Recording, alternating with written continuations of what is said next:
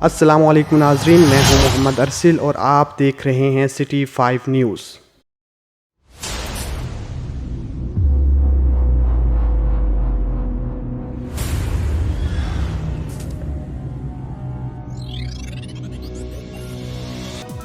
इंतज़ार की घड़ियां ख़त्म। Sialkot Lahore motorway corona virus की वजह से बगैर इफ्तिताह आवाम के लिए खोल दी गई।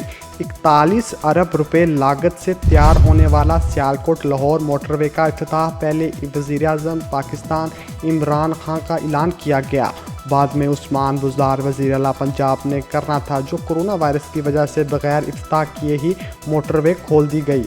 इस मोटरवे पर 7 इंटरचेंजेस बनाए गए हैं।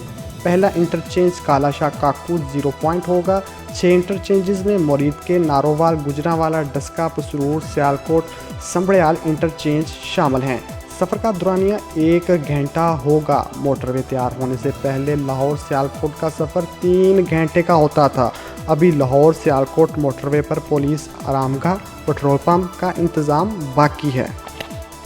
हमारे पेज को लाइक करना मत भूलिए। मोहम्मद रसूल को दीजिए इजाज़त। अल्लाह हाफिज़।